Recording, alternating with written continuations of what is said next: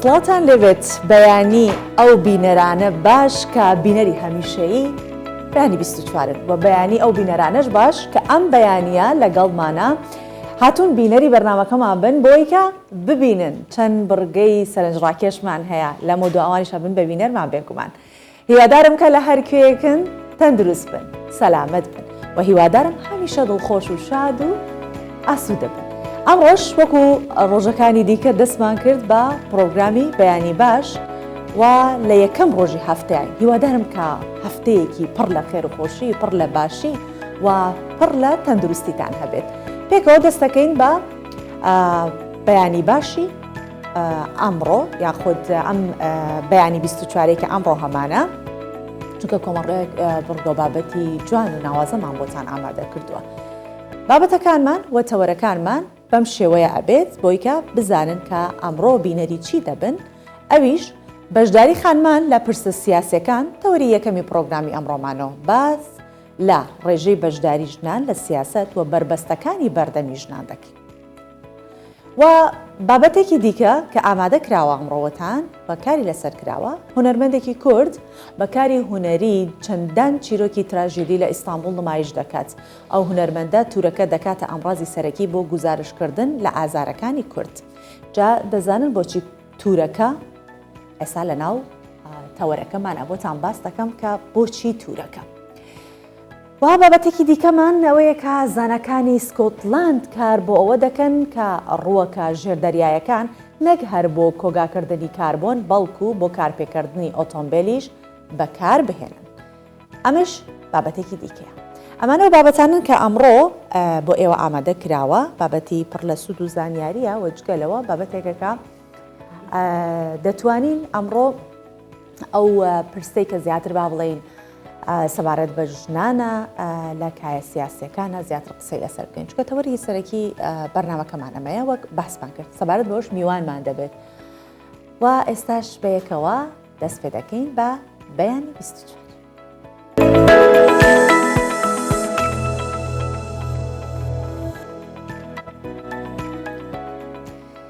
دەمەوێت بە بابەتێکی هونەری دەست بە پرۆگرامی ئەمڕۆمان بکەم.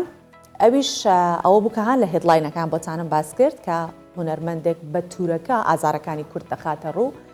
تەلیست یاخود تورەکە بۆ هەڵگرتن و پێچانەوەی کەلوپەل بەکارەهێنرێت، بەڵام لە چەند ناوچەیەکی باکووری کوردستان گواستنەوەی تەرمی گەنج و لاوانی کورد بە تورەکە بووە یاخود بەو شێوە بەکارهاتوو. هونەرمەندێکی کورد پێشەنگایەکی جیاوازی شێوەکاری لە ئەستانبوڵ کردوتەوە کە ڕووداوە تراژیدیەکان لە ڕێگەی تورەکەوە دەرەخات.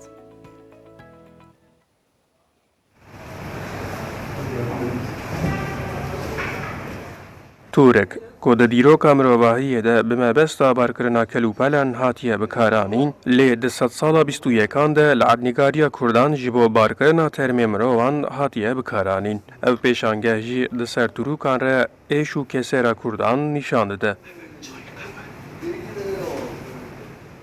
هونەرمەندێ سەمسووری عەلی بۆزان کو ئەو پێشانگە هەڤەکریە ڕاگەهاند تورەکە کو وەک ئامورێکە چاندی بۆ ژیانە ڕۆژانە تێزانین لێ بۆ ملەتێکی دەبە سەمبۆلە مرنێ و یاهێری تراژیک ژی ئەوە کو ئەو بویەرێن دلێش بە خەمساریە civakê weke bûyerên basit û ji rêzê tê dîtin. Özellikle bölgemizdeki toplumsal etkisi üzerine Di pêşangeyê de min xwast ez bi xebatên hunerî bala mirovan bikêşim ser êş û kesera herêma me ku gelek bûyerên dilê şrûdan. Dema komkujiya Roboskî û di şerê xendekan de bûyerên rûdayîne di bîra mirovan de man û vê yekê tesîr li min jî kir. Kuştin û talankirina li herêma me Kurdan jî di ser metafora tûrik re min xwest raxim berçavan. Loma min navê pêşangeyê jî wekî di tûrikê de ragihand. konu olarak bunları seçiyor olmamın aslında Di pêşangehê de Kurdên ku dema komkujiya Roboskî hatin qatil kirin û li ser pişta kerê di nav Tûrikê de hatin barkirin. Dema şerê xendekan termên li ser kolanan bi rojan mabû. Bavekî wanî ku termê kurê xwe di nav berfê de bi Tûrikê bar dike û bi navê rêya herî dirêj hatiye destnîşan kirin tîne berçavê mirovan.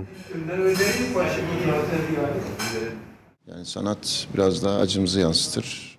هونەر جارنا ئێشە جوواکێ جارنا ژی دڵخۆشیە جوواکێ نیشان دەدا پێشانگەها vir êşa milletê Kurd radixe ber şevan berhemên em li vir dibînin li dijî komkujiya Roboskî rexneyeke mezin e.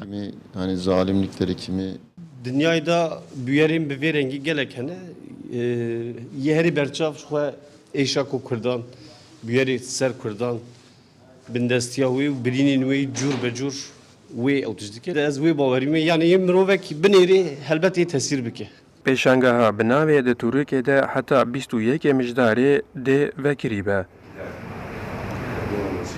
Erjanda Kurdistan 24 İstanbul.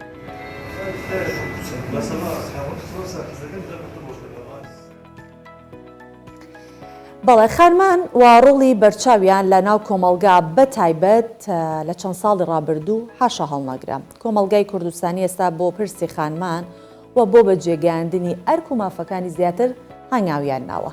بەڵام لەو ناوەندە تا ئێستا کەمتر خانمان خۆیان لە قەرەی پرسی سیاسی دەدەن.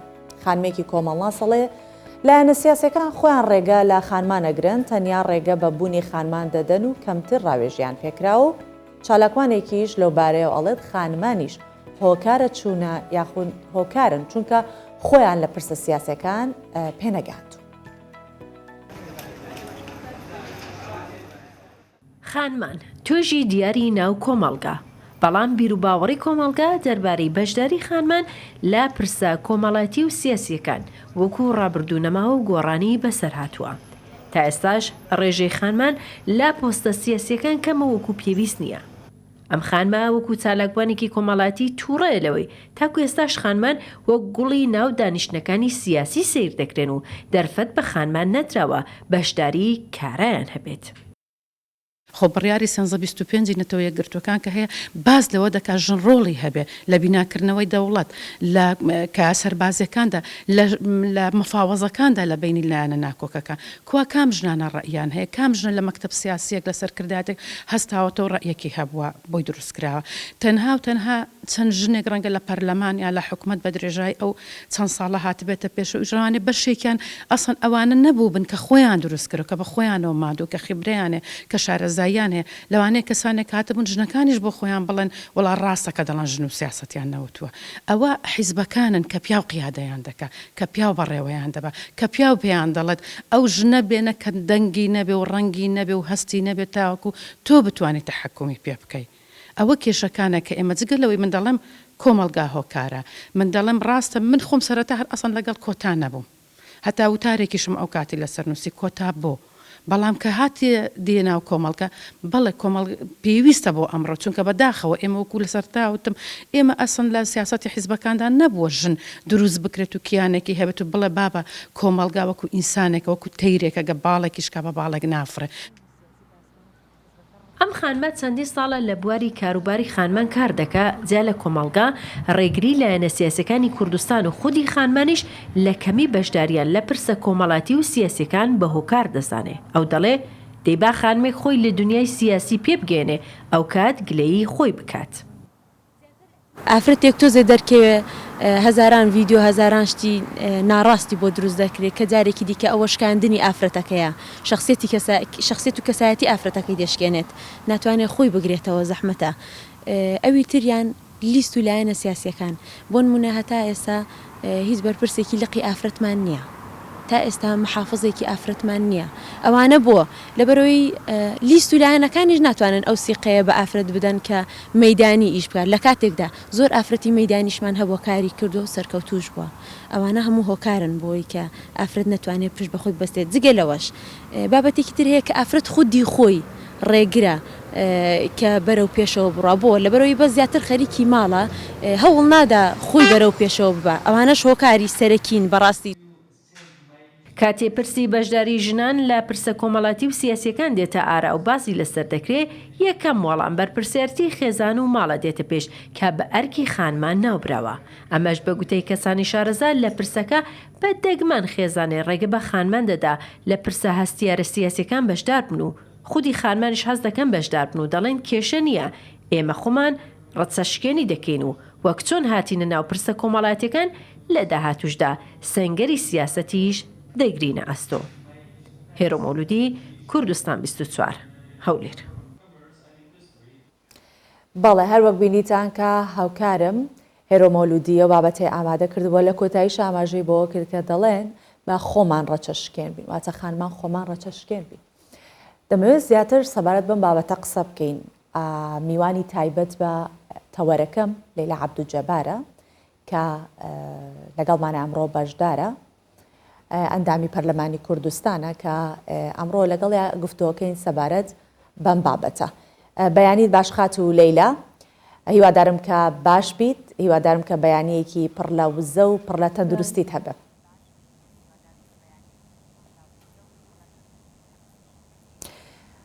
بەیانی باشتر سراف لە تاو لە تەماشاوانن کوردستان 24.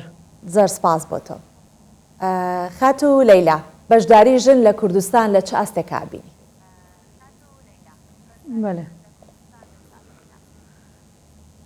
ڕەوشە ژنان بگشتی لە هەرێما کوردستانی بێژین دێشێن بێژین دێ قۆناغیان قۆناغ دەرباز بووە شێن بێژین قۆناغێن بەری سەر هەڵدانا پیرۆز ئافرەتا کورد مل بە ملە پێشمەرگێن قەهرەمان بەشداری شۆڕشادان کردیە. ئافرەتا کورد دەوێ باوەرێدا بووە ئەگەر کوردستانێکە ئازاد نیشتیمانێکی ئازاد نەبیت نەشت مافێت خۆشاد ببێت لەورا بەری ئازادکردنا کوردستانی هەمی هەولێن ئافرەتا کورد ئەو بووە و کوردستان ئازاد ببیتن. پشتی خۆشبەختانە پشتی ئازادکردنا کوردستانی سەر هەڵدانا پیرۆسە ساڵ 1991 شێن بێژین ڕەوشە کوردستانی بەرەف قۆناغەکە دیچ و قۆناغا پێشڤە چوونên باشتر و پتر ئەو بوو gelek ڕێکخراوên ئافرەتان gelek jin hatine meydana siyasî da dişên bêjîn divê merhelê de destpêkî bû. Li wêrê de jin şiyan taradeyekî rewşa herêmiya aborî û iqtisadî û civakî taradeyekî baş bû. Jin şiyan ta hedekî rolê xwe bibînin. Qonaxa dîvra jî qonaxa piştî azadkirina Iraqê rewşa jinan baştir lê hat, rewşa aborî û ya siyasî ya emnî û ya civakî baştir lê hat. Rêxrawên jinan pitir lê hatin, rêxrawên Komalgeya Medenî, hikûmeta Herêma Kurdistanê giringî pitir da rolê jinan. Ev hemî hûkar bûn ku rewşa jinan beref baştir biçîtin. Mîdya Kurdî jî şên bêjin taradeyekî baş ya kêşa û girîftên afreta Kurd bîn te komalgayê da rolê wan berçav bêxîtin. بەڵێ ئێستا جەنابەت باست لە زۆر شت کرد کەوانە وەکو پەرەسەندنێک پەرەیان سندووە و لە ناویشە باسی ڕۆڵی ژنانت کردووە کە چۆن لە هەموو بوارەکان جێپەنجەیان دیار بووە. بەڵام لەگەڵەوە کۆمەڵێک بربەست هەن کە هەمیشە تەنانەت لە ناو سێ سەرۆکایەتێکی یەرەمی کوردستان سەرۆکی پەرلەمان دایمەنگلەیی ئەوە کات کە بربەست هەن لە بەردەمی ژنان. تۆ وەک ژنێکی پەرلەمانتار پێت وایە بربەستەکانی بەردەم ژنان چین تا لە سیاست بەشدار بن؟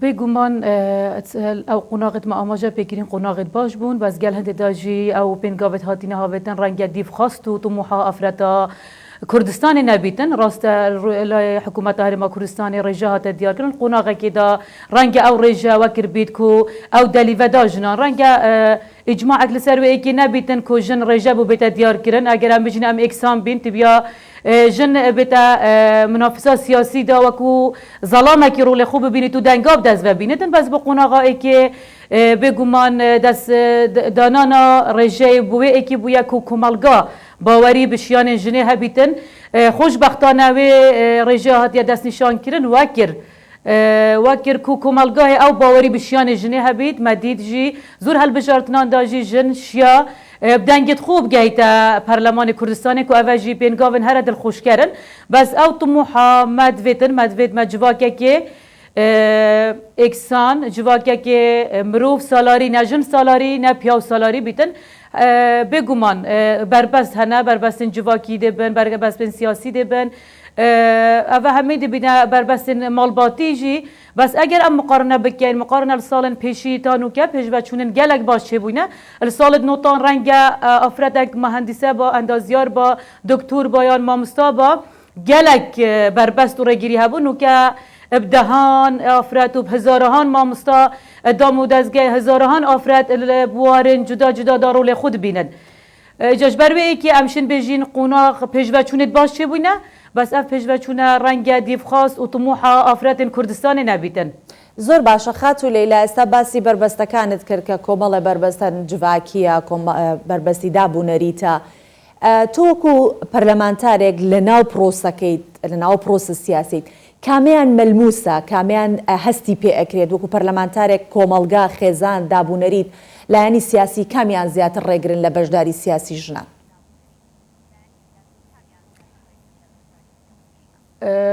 بەژاریا ژنان قۆناغا چوونە بوو دەسەڵاتی دا وەکو بیتە پەرلەمانتار یان سەرۆکا پەرلەمان یان وەزیرێک یان ڕێڤەبەرێکا گشتی یان قایمەقایمەق ئەvە هەمی ئەو ئافرەت دمینتەوە سەر شیانت وێ ئەو دەلیڤە مؤسسات و لایەنی سیاسی دا ئافرەتێ ئەجا ئەو دمینتەوە ئەو ئافرەت ئایا دە چەند شێت ئیمکانیاتت خۆ شیانت خۆ ئیزباتا خۆ بکات باوەرا من راسته يعني افراد نابين مقارنه بكي افراد سياسي وتقال افراد كان وجدار افراد كان مامستا رنگ بربستی اگر دوان ایک بنید افراد بوار سیاسی دا 10 بربست هبن اجبر قد كفيتا منافسه که تند گلان دی المقابل تقال ظلامه بس قال هندي داجي باور من باوري بون بجنه وقتی افدلی و بهات دان كواتا دمی توسر افراد بجدار دو بریار سیاسی داده چند شد اثبات خوب کرده چند شد و باوری وان ظلامه جب دست و بینیتن که بجداری که کارا د بریار سیاسی دا بکتن خاتو لیلا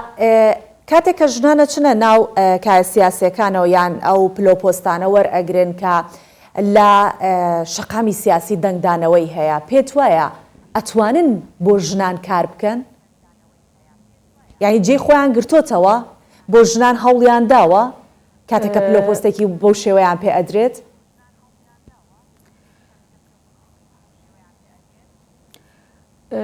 ام ودا شین بجین که ماسی ده هبن اگه چند افراد هنر وزیر بن یا پلید دی هبن یا پلید بلا بلند يعني أبد كوباجدار برياري دا مخابن أم دشين بيجين يعني نشاي نواكو بيويس هم جنان دروز بكن هم پشتوانيا كا جدي الجنان بكن كوبينا بيش اگر هم صح كايني افراتين كوبان جهد ريفابرني وبرياردان دا باجدارن چند پشتوانيا جنا كريا چند جن حتى مكتبت وان دا مكتبت وان ريفاب بدن يان پشتواني كرينا افراتين قيادي دروز ببن مخابن يعني دشين بيجين في بواردا جن نشاي وەکو پێویست ژنان ئاوا بکەن وەکو پێویست ئێک دەنگ و ئێک هەڵویست بن لەسەر پرسێن ژنان و پشتەوانیکردنا ژنان مخابن من gelek جاژێ گوتی ژن هەتا نوکە پارتên سیاسی ئەم بێژین یعنی زۆر ئاساییە لە وڵاتên پێشکەفتی ژن پارتێکا سیاسی دا خۆ دەبینتەوە ئایا بەس ئەف پارتا سیاسی فعلا باوەری بشیانê jinê heye û delîvê detê اوا دميت اوا بارتك بو بارتك جي جداي بارتك هيا پشتوانيا جنات كيد بس بو بدس خصنا دنگان بارتك جي هيا باوري بشيان جنان هنا اوا جي دشين بجين جوازي هيا بس قال هندي داجي نزان من نزان هتانو كيمترين رونشتين جنان همي بارتي سياسي بو سر پرسين جنان سرمێزێکی کۆم ببن بگەنە دەر ئەنجامێ ڕەنگە وەکو پێویست نەبیتن باشای ئێستا لە کابینەی نوێمی حکوومەتی هەرێمی کوردستان ڕۆڵی ژن چۆن ئەبینیت؟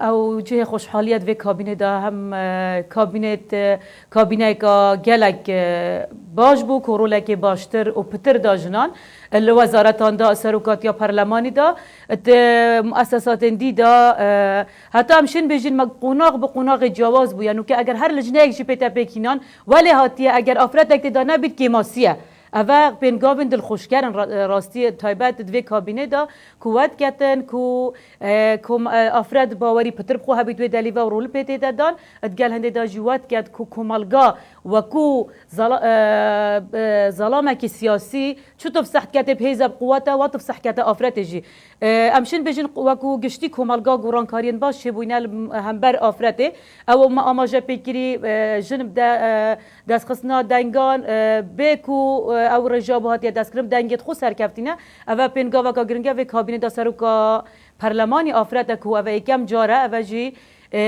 پنگا و هر گرنگ و دل خوش کردن و که وێ هێزێ دەتەمە و بەلێ هەبوونا ژنان هێزا ژنان پارتین سیاسی حکوومەتە هەرێمە کوردستانê هەمیشیانێت خو ئەو زەمینە سازی بوو ئافرەتانکiriya ڕۆڵێ خۆ ببینیت دەمیتەوە سەر ئافرەت چەند باوەری بخۆ هەیە بەشداری سیاسەتێدا بکات گەل هەندێدا ئەو پێگەهێدایێ دێ چەند وێ پێگەهێت شێتن هێزا خو وەکو زەڵامێک نیشا کۆمەلگای بدەتن. باشە خاتو لێلا من کۆتا پرسیارم هەیە ئەویش ئەوەیە کە لە زۆرێک لە ئەو کۆنگرە ڕۆژنامەوانیانەی کە سەرۆکی پەرلەمان کە خانمێکە خات و دکتۆرە ڕێواز زۆر جار باس لەوە کاڵە پیاویان هەماهەنگیان نییە یاخود ناتوانن هەماهەنگی لەگەڵ ژنانە بکەن لە چۆنەڵە گۆڕەپانی سیاسیە نامێ بڵێم بۆچی پیاوان بەو شێوێن بەڵام دەتوانم ئەو پرسیارە بکەم بڵێم پیاوان چی دەکەن کە ئێوە وا دەیبینن کە هەماهەنگی نییە؟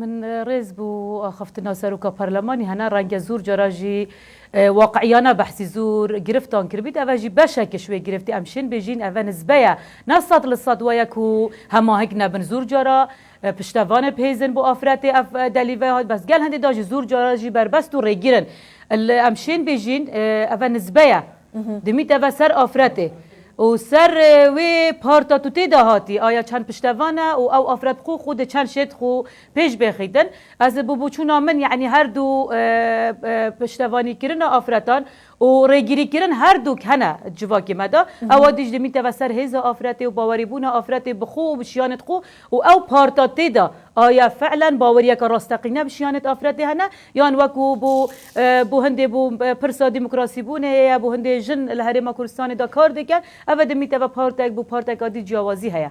بەڵێ خات و لەیلا عەبدولجەبار ئەداوی پەرلەمانی کوردستان ئەم بەیانیە لەگەڵمان بوون زۆر سپاس دەکەم بەو هیوایی کە زیاتر و زیاتر لە مەیدانی سیاسی ژنان بواریان پێ بدرێت پەرایان پێ بدرێت بە کارەکانەوە خۆشیان کار بۆ ژنان بکەن دووبارە سپاس دەکەم. سپاس بۆن گۆژی سەرچەوە.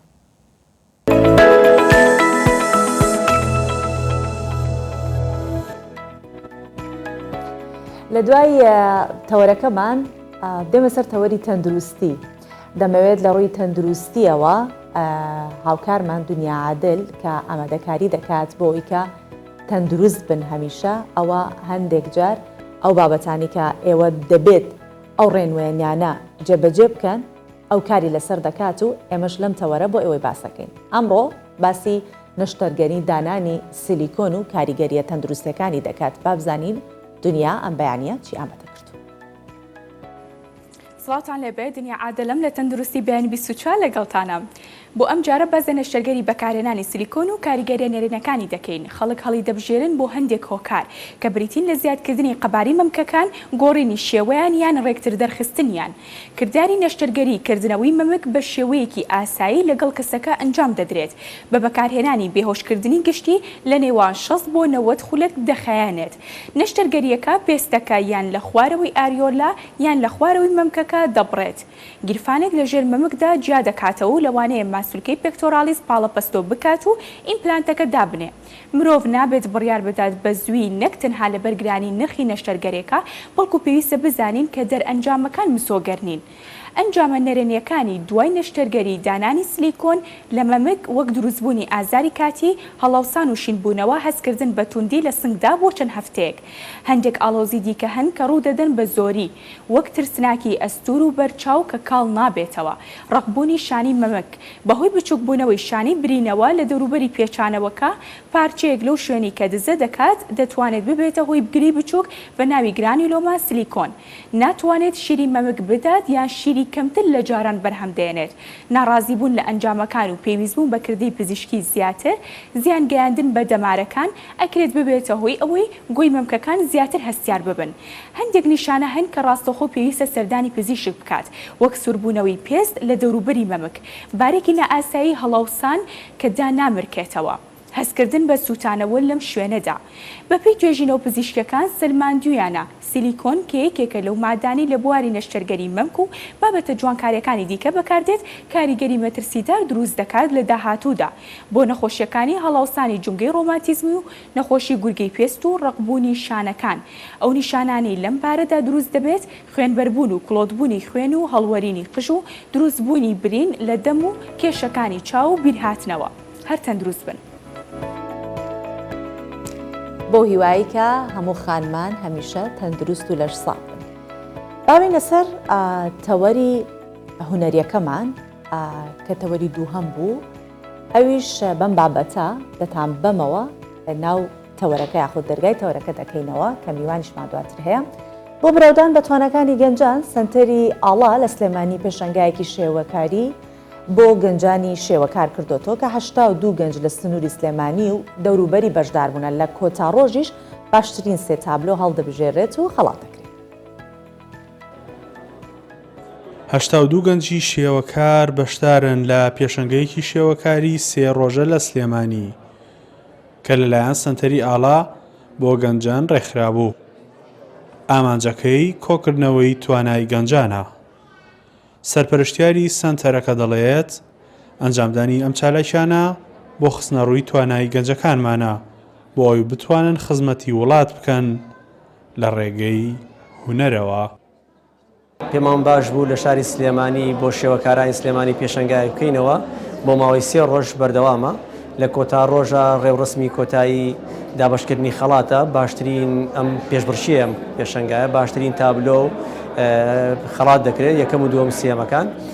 ئامازمان لەوەیە کە کەش و هەوایەکی هونەری بۆ گەنجان دەستەبەر بکەین حکمی ئەوەی ئەیبینین لە زۆر فەزایەکی ناومێدی و نائارامیان بەڵام لە ڕێی ئەم تابلوانەوە ئەتوانین بەهرەیەشی گەنجان بەدەربخەین و ئومێدێکیان بۆ بگەڕێتەوە. ڕژانی ڕەنگەکان ناونیشانی پێشەنگاکە بوو. 140 تابلۆ نمایش کرابوون کە شێوەکارانی سلێمانی و دەوروبەر نەخشاند بوویان. تابلۆکان گزارشت بوون لە ناخی تاکەکان و بە شێوازی هونەری دەربڕابوون. تۆ چی لە ناختایە خێتە سەر لەو حکات باڕەنگەکان تێکەڵیان ناکەین لە کۆتاییە هەم هاتە ئەبیتەوە هەم تابلۆیەکی جوان نەخشێنیت و خەڵکیش ئەتوانێت هاتە بێتەوە کە سێری کرد و چێژی لێ ببینە. زۆر یعنی زۆر باشە کە هەموو گەنجێک لەم پێشانگایانە بەشداری بکە بۆ ئەوی زیاتر هانی گەنجەکان بدرێت. لە کۆتا ڕۆژیش خەڵاتی باشترین تابلۆ بۆ سێیەکەمی بەشدار بوو دەدرێت. لە ئایندەدا ئەم جۆرە پێشەنگایە لەسەر ئاستی هەرێمی کوردستان دەکرێتەوە. زۆرترین گەنجیش دەتوانن بەشدار بن. ئارام بەختیار، کوردستان 24 سلێمانی. توانەکانی گەنجان هێندەی دەریایە و گرنگ ئەوەیە کە چۆن بتوانرێت پەرە بە توانەکانی گەنجان بدرێت. سەبارەت بەم بابەتە ئەمە میوان ئارام خالیدا کە کارگەڕی سنتەری ئاڵایە لەگەڵمان ئەم بەیانیە بەشدارە. سڵاوت لێبێت لە شاری ڕۆشنبیریەوە مامۆستا ئارام. با سەرەتا بەو پرسیارە دەست پێ بکەم کە ڕۆشنبیری یاخود ڕەوتی ڕۆشنبیری لە کوردستان بەرەو چه ئاڕاستەیەک ئەڕوا سەبارەت بە پەرەپێدانی توانای گەنجان. سپاسان دەکەین. بەڕاستی ئێمە وەکو سنتەری ئاڵا سنتەرێکی ڕۆشنبیری هونەریە ئامانزمان پەرەدانە بە توانای گەنجان لە بواری ڕۆشنبیری و هونەری بۆ ئەوەی ئەو توانایە زۆرەی لە گەنجدا هەیە نیشانی دێن لە کاری هونەری لە ڕێگەی ئەو توانایەوە بتوانێت نمایشە هونەریەکانی ئەنجام بدات. باشە ئەی پێتان وایە کە سنتەرە ناحکومیەکان بۆ گەشەدان یاخود پەرەدان بە ڕۆشنبیری گەنجان و پەرەپێدانی توانای گەنجان چ ڕۆڵێکیان هەبووە؟ بە دڵنیایەوە هەر سنتەرە بە پێی بواری هونەری خۆی ئێمە وەکو سنتەری ئاڵا زیاتر لە ڕێگای بەشەکانمانەوە وەکو بەشی هونەری شێوەکاری، بەشی میوزیک، بەشی سینەما، بەشی شانۆ و لە ڕێگای کردنەوەی خول بۆ گەنجان بەردەوام خولمان هەبووە بەردەوام ئەو توانایی کە گەنج هەیبووە هەوڵمان داوە لە ڕێی ئەو خولانەوە پەرە بە توانەکانیان دێن هەروەها ئاستی هوەری بە دیار بێخین. باشە پێتان وایە ئەرکی نووسەر و ڕۆشنبیران لە پەرەپێدانی توانای گەنجان لەکوێدایە چییە ئەرکەکەیان؟ بەڵێ بە دڵنیایەوە نووسەران لە ڕێگەی ئەو چالاکیانەیە کە ئەنجام دێنن لە سنتەرەکەمان ئەمە ئەو بارەشمانەیە بەشی ڕۆشنبیری و ئەدەبی کە گەنجێکی زۆر ڕۆمان تێ دەکەن وەکو کۆڕی شعری کۆڕی فکری بەڕاستی توانایەکی زۆر هەیە بەڵام دەبێت ئەو سنتەرانە زیاتر گرنجیان پێ بدەن و ئەو توانایە ئەدەبی و ڕۆشنبیری و فکریانە بە دیار بێخن چونکە گەنجانی ئێمە بە دەرنینە لەو توانای گەلانی تر ئاستی هەندێک جاریش دەتوانن لە ڕێی کۆڕ لە ڕێی نیشاندانی کۆڕی شعری ئەدەبی ئێمە و سنتەری ئاڵا گرنجیمان بەو بارەداوە و بەردەوامیشین. باشە ئەو گەنجانەی کە لە بوارە جیاوازەکانە هەوڵ ئەدەن کە توانەکانی خۆیان بخەنە گەڕ پێت وایە لە ناو خودی گەنجان تا چەندە گرنگە کە گەنجان هاوکاری یەکتر بن؟ بەدڵنیایەوە ئەو هاوکاریە لە ڕێگای سنتەر و بنکە ڕۆشنبیرەکان دەکرێت ڕەنگە کۆکردنەوەی ئەو گەنجانە ئاسان نەبێ بەڵام دەکرێت ئەو بنکە و سنتەرە هوەریانە ئەو توانیانە کۆ بکاتەوە بە یەکتریان ئاش بکە ئەو چالاکی ئێمە لە شاری سلێمانی ئەوە بووکە ئێمە لە شاری هەولێر هاتین بۆ شاری سلێمانی بۆ ئەوی بتوانین ئەو توانایە گەنجانە کۆ بکەینەوە ئاشنیان بکەین بە یەکتر لە پێشەنگەیەک لە کەڤاڵێکی هوەریدا نمایشی کارەکانیان بکەن نمایشی توانایەکان بکەن بە تەئکید کۆبوونەوەی ئەو هەموو گەنجە لە نمایشێکی هوەری وادا نیشانی ئەوەیە کە یەکتر دەناسن یەکتر کارەکان یەکتر دەبن توانەکان یەکتر دەبینن و لە یەکتر فێر دەبن ئاستەکان دەگۆڕێن بە دڵنیایەوە پێویستە و زۆری زەرورە. زۆر باشە کاک ئارام وەزارەتی ڕۆشنبیری و لژنەی ڕۆشنبیری لە پەرلەمان و هەروەها سنتەرەکانی ڕۆشنبیری لە هەرێمی کوردستان کە سێ لایەنن یاسادانان و جێبەجێکار و هەروەها لایەنێکی ناحکومی ئەمانە بەیەکەوە هەرسێکیان چۆن ئەتوانن کاریگەریان لەسەر پەرەپێدانی توانای گەنجان هەبێ؟ بە دڵنیایەوە دەبێ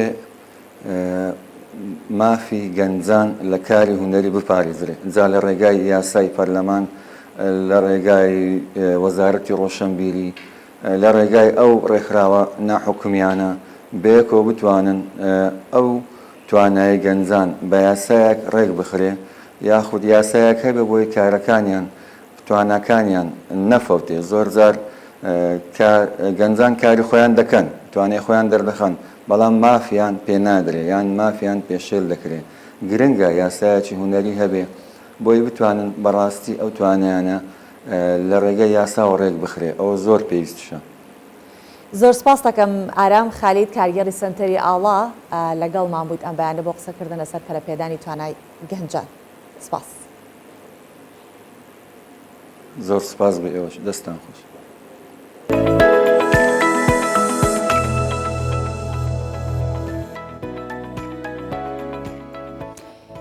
گازە ژەهراویەکان بەرگە هەوای گۆی زەویان خسۆتە مەترسیەوە ئەمە پرسێکی زۆر گرنگە کە ئێستا هەموو جیهان پێوەی سەرقاڵات تەنانەت هەموو چالاکوانەکانی بواری ژینگەش هەوڵی ئەوە ئەدەن کە ئەو مەترسیانە کەم بکەنەوە. جا سکۆتلند کە ئێستا میوانداری کۆنفرانسی کەشوهەوای نەتەوە یەکگرتوەکانی کردووە ڕێگەی نوێ دەگرێتە بەر بۆ کەمکردنەوەی پاشماوەکان و گازە ژەهراویەکان. ئێستا زانەکان لە سکۆتلند کار بۆ ئەوە ئەکەن کە ڕووەکە ژێردەریایەکان نەک هەر بۆ کۆگاکردنی کاربۆن بەڵکو بۆ کارپێکردنی ئۆتۆمبیل بەکاربێنن.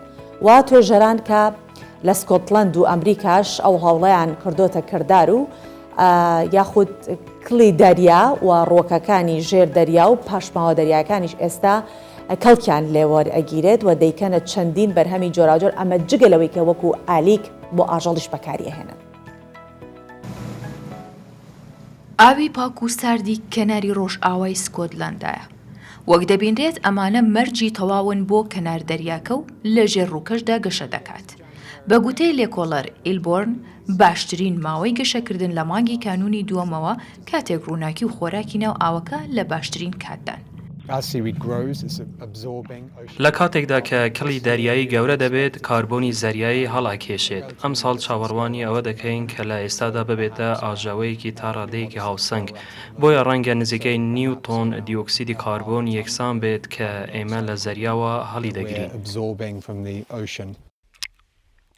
لە کۆمپانیای ئۆخیانوسیۆم زانایان سەیری چۆنیەتی دەرهێنانی پرۆتین و فایبر و کانزاکان دەکەن بۆ دروستکردنی بایۆپلاستیکێکی تایبەت بە پێچانەوە. لێرە باوەڕ وایە کە کلی دەریایی تەنانەت دەتوانێت نەوت وەک سەرچاوی دروستکردنی بلۆک بۆ پیشەسازی کیمیایی جێبگرێتەوە. تۆ ژینگەی زۆر ساردت هەیە، کەش و هەوای زۆر گەرمت هەیە. هەموو ئەمانە کاریگەریان لەسەر ڕووەکە دەریایەکان هەیە. بۆمانەوەیان دەبێت کێشە کیمیایی و فیزیایەکان چارەسەر بکرێن. ئەوەش لە ئەنجامدا کیکیای جیاواز و بەرهەمی جیاوازمان پێدەدات کە دەتوانین بەکاری بهێنین و پەرەی پێ بدەین و کێشەکانمانی پێ چارەسەر بکەین. لێرە لە ماین کە لە کەناراوەکانی ڕۆژهەڵاتی ئەمریکا ڕۆک و گیای دەریایی کۆ دەکرێتەوە لە ناو تاقیگەکاندا پەرەی پێدەدرێت بۆ ئەوەی بەرهەمی جیاوازی لێ دروست بکرێت. هەندێک لە بەرهەمەکان بۆ بەکارهێنانی مرۆڤ و هەندێکیش دەکرێتە خۆراکی ئاژەڵ. کۆمەڵی سکۆتلەندی بۆ زانستی دەریایی ئەکادیمیەکی دەریایی دروست دەکات بۆ پشتگیریکردنی پیشەسازی کێڵگەی ئاژەڵداری لە ئێستاشدا توانایەکی گەورە دەبینرێت. وڵاتانی زلهێزی جیهان و خاوەن گەورە پیشەسازی هەرچەندە خۆیان هۆکاری پیسبوونی ژینگە و تێکچوونی کەش و هەوان بەڵام ئێستا هەوڵەکانیان چڕ کردوتەوە بۆ ئەوەی ڕێ لە گۆڕانکاریەکانی کەش و هەوا بگرن و کارێک بکەن چی دیکە پاشماوەکان بە ژینگەی جیهاندا بڵاو نەبنەوە.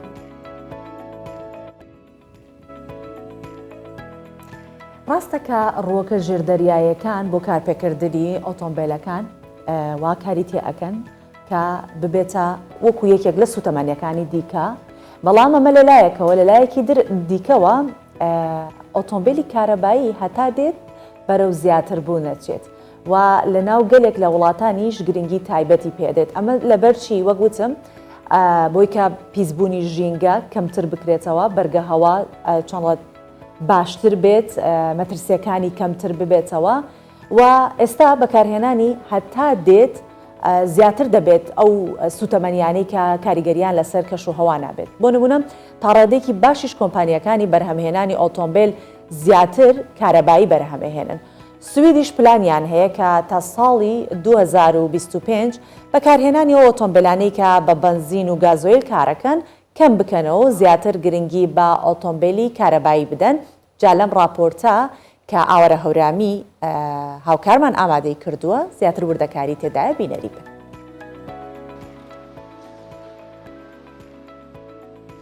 لانیکم تا 5 ساڵی داهاتوو بە ڕێژەیەکی بەرچاو بەکارهێنانی ئەو ئۆتۆمبیلانەی کە بە سوتەمەنی کار دەکەن بە تەواوی کەم بکەنەوە. ئەمە پلانی حکوومەتی سویدە لە بەرامبەردا گرنگی بە ئۆتۆمبیلی کارەبایی بدرێت.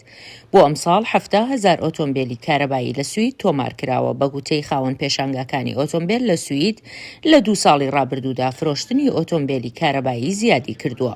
سارەی کارەبا زۆر باشە بۆ دنیا، یەک لە بروی پاکترە و هەروە باشترە یعنی بۆ دنیا لە چاو بنزین و دیزلدا مەسەلەن.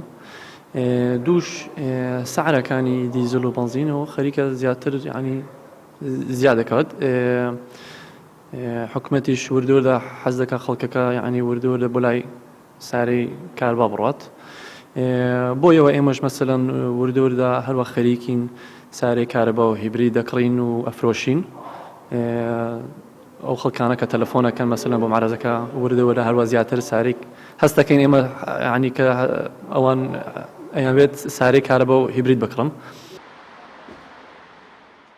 لە زۆربەی شوێنە گشتیەکانی سوید شوێنی تایبەت بە چارجکردنی ئۆتۆمبیلی کارەبایی دانراوە یان ئامادەیی دانانی دەکرێت بۆ قۆناغی کەمکردنەوەی بەکارهێنانی ئەو ئۆتۆمبیلانەی بە سوتەمەنی کار دەکەن. شۆفێرانیش پێشوازی لەو هەنگاوە دەکەن. مەسەلە ئابووری یا ژیانێ دپارێزیتن و مەسەلە ئابووریە شەخسی فەردیش پارێزیتن لەبەروێ هەندێک پێتەویە هەموو مرۆڤ، هەموو ئینسان، هەموو وڵات گرنگی بدن سیارت کهربایی جبو کهربایی براستی جنگاه و جهانمت پارێزیتن. بەپێی ئاماری فەرمی حکوومەتی سوید تەنیا لە سێمانگی ڕابردوودا 5394 ئۆتۆمبیلی کارەبایی تۆمارکراون و لەسەر شەقامەکان دەسوڕێنەوە. بە گوێرەی ئامارەکان ئەمساڵ فرۆشتنی ئۆتۆمبیلی کارەبایی لە سوید بەراورد بە ساڵی 2019 بە ڕێژەی لە 16.8 زیادی کردووە. ئاوارە هەورامی کوردستان 24 ستۆکۆڵم سوید. جا هەر چونکە لە ناو بابەتی ئۆتۆمبیلین با بۆ عاشقانی ئۆتۆمبیل ئەم هەواڵە بڵم کە مۆدێلی 2022 فۆرد ماروێک لە ئەمریکا بڵاوکرایەوە بە یەکێک لە پراکتیکی ترینی پیکابەکانی ئەمساڵ دادەنرێت. And doers. Stunningly fuel efficient and built Ford tough. It's the truck for people who never knew they needed a truck. Here's everything you need to know about the all-new Ford Maverick in just 3 minutes. Maverick is the first ever standard full hybrid truck. Maverick comes standard as a 5-passenger, 4-door pickup available in XL. ماروێکی 2022 پیکابێکی کۆمپاکتە نرخی لە $22,000 دەست پێ ئەکات. خاوەنی مەکینەیەکی ماو ناوەندە دەتوانێت هێزی 250 ئەسب بەرهەم بهێنێت و مەکینەکەی 2 لیتری ئیکۆبۆستە ئێستا لە بازاڕەکانی ئەمریکا بەردەستە. Like vertical and horizontal slots for 2x4 and 2x6 boards that you can use to build your own bike racks, service bed dividers, or any number of others. بابتان بەم بۆ مەریخ. ناسا دەڵێت ڕۆڤەرەکەی سەر مەریخ لەم هەفتەیە چەند وێنەیەکی ناوازەی مەریخی گرتووە، وێنەیەکی بەردی گرتووە کە بەم زوانە وێنەکە بڵاوەکەنە.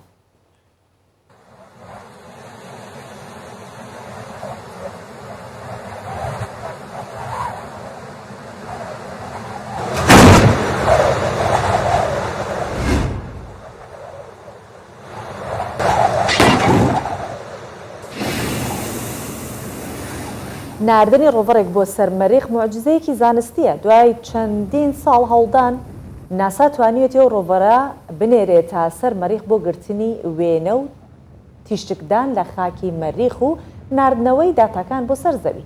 ناسا دەڵێت کە لە مانگی 11 چەند وێنەیەکی نوێی ناوازەی هەندێک بەردی مەریخیان لە ڕێگەی ڕۆڤەری مەریخ گرتووە، بەم زوانەش بڵاوی ئەکەنەوە.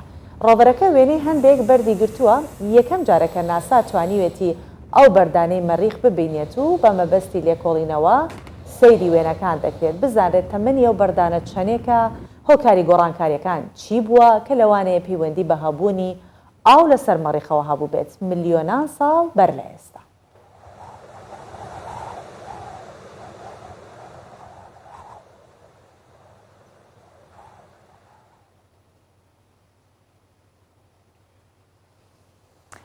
هەر لە زانیاریەکانی بۆشایی گردوونە مێنمەوە کە زانایان ئەڵێن مانگ بەشێک بووە لە زەوی بەهۆی بەرکەوتنی بەردێک کە بەردێکی ئاسمانی بووە لە زەوی جیابۆتەوە، بەهۆی هێزی ڕاکێشانی زەوی لە دەوری زەوی دەسوڕێتەوە، جا پارچە بەردێکی نوێیان دۆزیوەتەوە لە دەوری زەوی دەسوڕێتەوە، دەڵێن ئەو پارچەیە مانگە.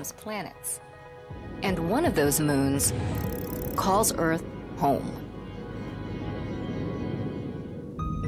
The moon was formed about 4.5 billion years ago, when, according to one theory, the Earth slammed into another early planet.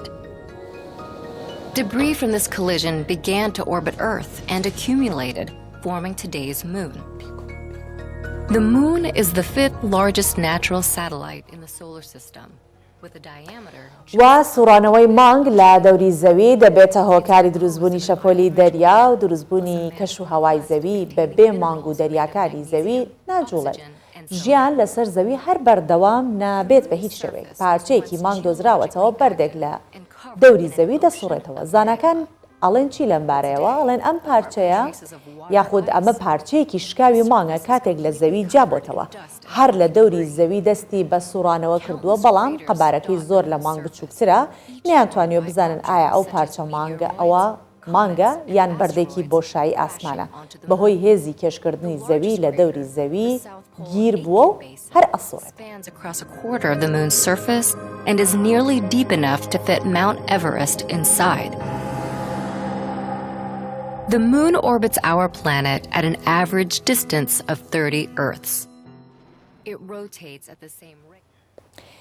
جگە لەو هەواڵانەی کە پەیوەندیان بە زانست و زانیاریەکانی بۆشایی ئاسمان هەبوو کە دنیایەکی زۆر قوڵە تاسەش زانەکان زۆرجار سەری لێ دەرناکەن دێمەوە ناو دنیای فستیڤاڵەکان بەهۆی کۆرۆنا و زۆر لە فستیڤاڵەکان ئەم چەند دو ساڵە ئەنجام نەدرا بەڵام فستیڤاڵی پارادا یاخود ڕۆژی مردووان فستیڤاڵێکی کولتوری و فەرهەنگی مەکسیکیە لە چالاکیەکانیا نمایشی زۆر جیاواز ئەنجامەدرێت خەڵکی ڕوخساری خوانە گۆڕن ڕەنگا و ڕەنگیەکەن جلی و بەرگی جیاوازە پۆشن هەزاران کەسی ناوچەکەش کە خوان سەردانەکەنەوە هیچ گەشتیارێکی زۆر زۆریش ئەچن بۆ بینینی دیمەنە جیاوازەکانی فستیڤاڵەکە کە ساڵی ڕابردوو بەهۆی کۆرۆنا وەک باسم کرد نەکرا بەڵام ئەم ساڵ حەقی ئەو ساڵیشی کردێت.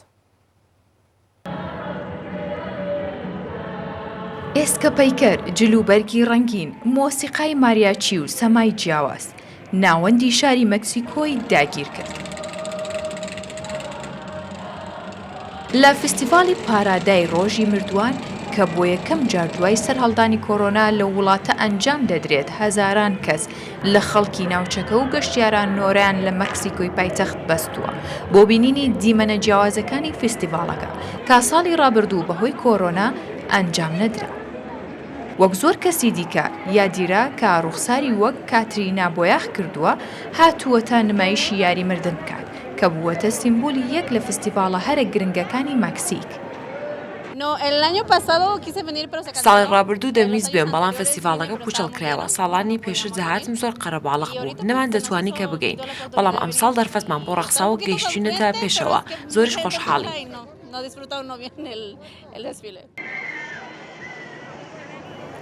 ڕێپێوانی خەڵک لە گۆڕەپانی زاکۆلۆ لە گۆڕەپانی سەرەکی مەکسیکۆ دەستی پێکرد کە دەسەڵاتداران شوێنەکەیان دیاری کردووە و کارمەندانی تەندروستیش چاودێری دۆخەکە دەکەن هەرچەندە بەشێکی خەڵکی بەشدارن لە فستیڤاڵەکە بەڵام کەشەکەیان بەدڵ نییە. ساڵانە دەهاتم لەو کاتەوەی فیلمی 007 حوتی جیمز بۆند نمایش دەکرا زۆر بچووک بوو هیچ شتێک وەک پێشوو نەماوە ڕێخستنەکە وەک پێویست نییە فیلمەکە تێڕوانینی گۆڕیم فستیڤاڵەکە بە ناوی مردنە بۆ گەورەی مرۆڤ ئەمە بۆ من زۆر خراپ بوو.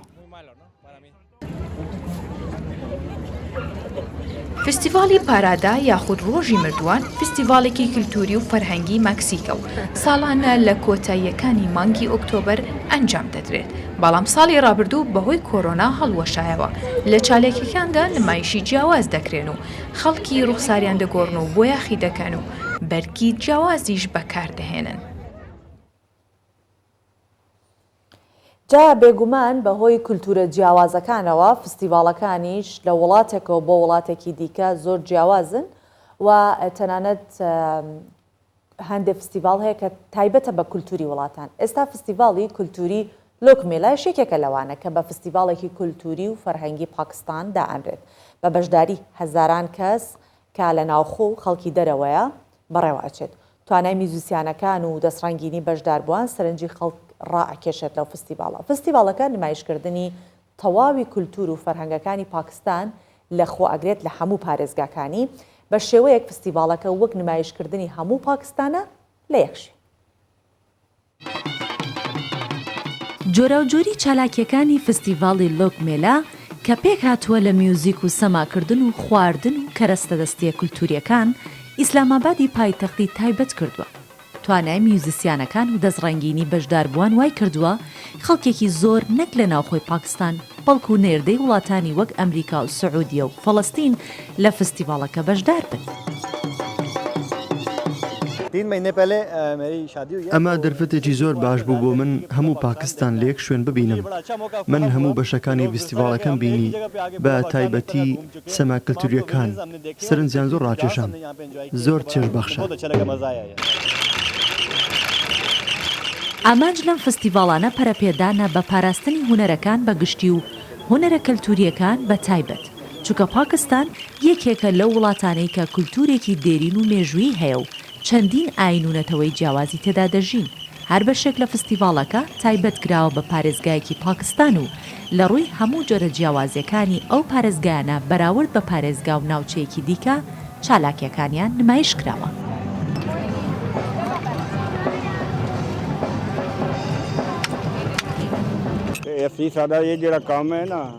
خانەوەدەی ئێمە ماوەی 200 ساڵە لەسەر ئەم پیشەیە بەردەوامین کە لە باو باپیرانم بۆمان ماوەتەوە و بە ژن و پیاوەوە ئەم کارە دەکەین و دەمانەوێت پارێزگاری لە پیشەکە بکەین و وەک پیشەیەکی کەلتوری بیهەڵینەوە.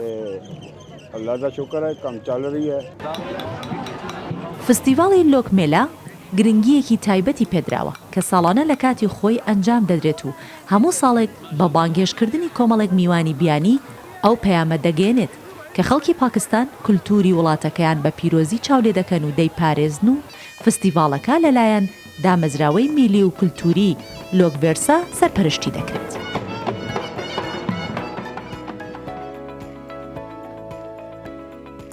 بەیانی 24ێکی دیکەم پێشکەشکردن زۆر سپاسانەکەم کە تام کاتە لەگەڵم بوون و بۆ هیوایی کە وەک هەمیشە دەڵێم تەندروست و لەش ساغبن.